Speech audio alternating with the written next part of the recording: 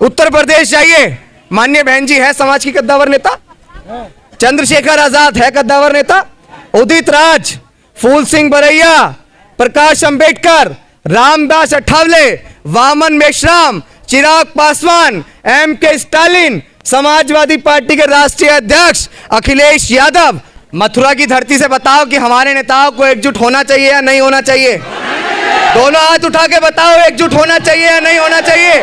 हमारे नेताओं को एकजुट होकर 2024 का इलेक्शन लड़ना चाहिए या नहीं लड़ना चाहिए?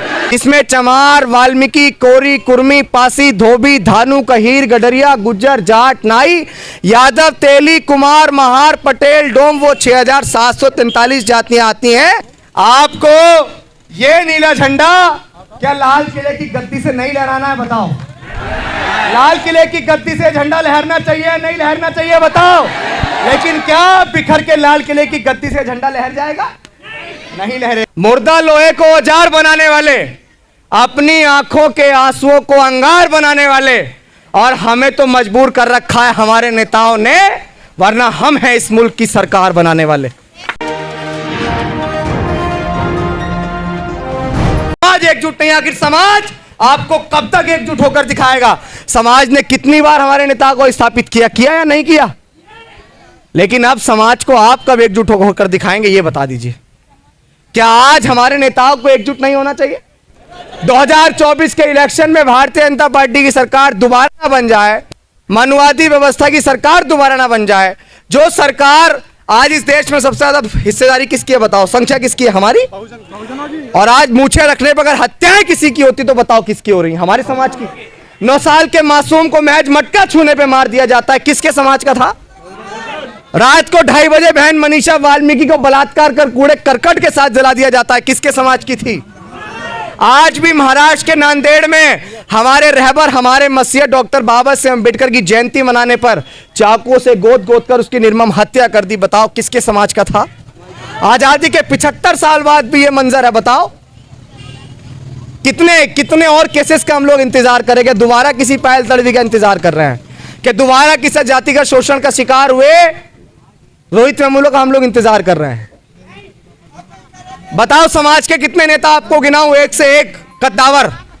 उत्तर प्रदेश जाइए, माननीय बहन जी है समाज की कद्दावर नेता, चंद्रशेखर आजाद है कद्दावर नेता, उदित राज, फूल सिंह बरैया, प्रकाश अंबेडकर, रामदास अठावले, वामन मेश्राम, चिराग पासवान, एम.के. स्टालिन, समाजवादी पार्टी के राष्ट्रीय अध्यक्ष अखिलेश यादव। अगर हम बहुजन की बात करते हैं तो वो बहुजन समाज जिसमें चमार, वाल्मीकि, कोरी, कुर्मी, पासी, धोबी, धानु, कहीर, गडरिया, गुज्जर, जाट, नाई, यादव, तेली, कुमार, महार, पटेल, डोम, वो 6743 जातियां आती हैं, जिनके साथ भारत के संविधान से पहले शोषण होता था।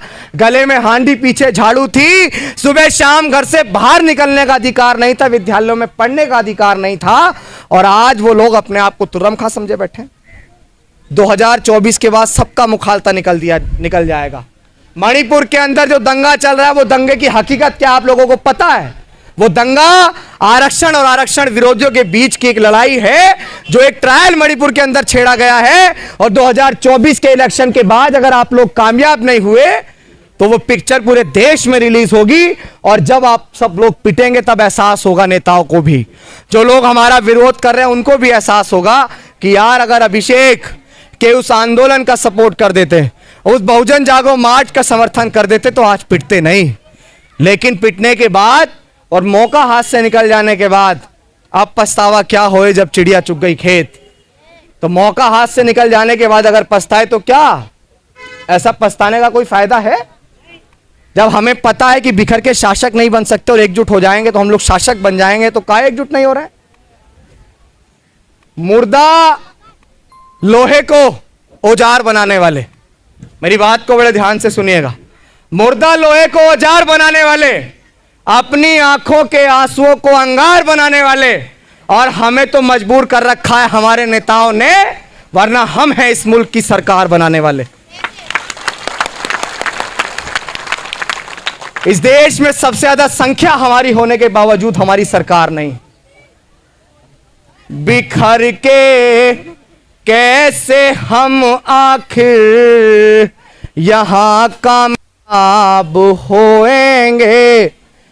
आज बहुत सारे लोग मुझे रोकने का प्रयास कर रहे थे, मैं उनको कह दूं कि हार जाऊंगा मैं, सोचना छोड़ दो, ख्वाब टूटूंगा ये देखना छोड़ दो, हार जाऊंगा मैं, सोचना छोड़ दो, ख्वाब टूटूंगा ये देखना छोड़ दो। इस मिशन के लिए जहाँ भी कुर्बान है, रुक मैं सकता नहीं, रोकना छोड़ दो, रुक मैं सकता नहीं, रोकना छोड़ दो। कि राह में खतरे भी हैं मगर ठहरता कौन है, कि राह में खतरे भी हैं मगर ठहरता कौन है, मौत कल आती हो आज आ जाए डरता कौन है, और तेरी लश्कर के मुकाबिल में अकेला हूं मगर फैसला तो मैदान में होगा साहब कि मरता कौन है, फैसला तो मैदान में होगा कि मरता कौन है। और मैं स्थापित लोगों को यह बताना चाहता हूं कि राह के दरिया का किनारा भी कभी आएगा, राह के दरिया का किनारा भी कभी आएगा। और वक्त अगर अभी आपका है तो साहब क्या हुआ, संघर्ष कर रहे हैं ना, वक्त तो कभी हमारा भी आएगा। आएगा या नहीं आएगा वक्त?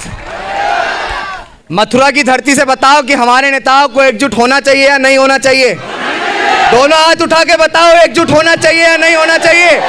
हमारे नेताओं को एकजुट होकर 2024 का इलेक्शन लड़ना चाहिए या नहीं लड़ना चाहिए? आज दुश्मन फूले पेरियार ललई अंबेडकर और कांशीराम साहब की मूवमेंट को बहुत कमजोर समझ रहा है।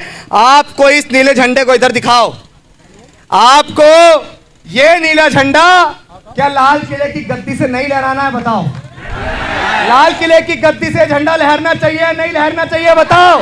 लेकिन क्या बिखर के लाल किले की गद्दी से झंडा लहर जाएगा? नहीं लहरेगा। और ये झंडा और ये बाबा साहब अंबेडकर जिन्होंने अपनी 4-4 संतानें हमारे लिए कुर्बान कर दी, तो क्या इस तरह हम लोग इनके कर्ज को चुकाएंगे? और आज बहुत सारे लोग भारत के संविधान को बदलने की बात कर रहे हैं, वो क्यों भी ना करें। बिखरे हुए लोगों के साथ यही तो होता है, उनके अधिकारों का हनन होता है, उनके बहन बेटियों के साथ बलात्कार होता है, बिखरे हुए लोगों के साथ यही तो होता है। लेकिन फिर भी जिन लोगों को यह मुखालता हो गया कि वो भारत के संविधान को बदल देंगे, जिन लोगों के दिमाग में यह भ्रम है कि वो भारत के संविधान को बदल देंगे, तो भारत के संविधान से हमें सब कुछ है, भारत के संविधान से हमें अधिकार मिले। अगर संविधान के ऊपर आंच भी आई तो मार देंगे, हम मर जाएंगे, दिमाग से मुखालता निकाल देना।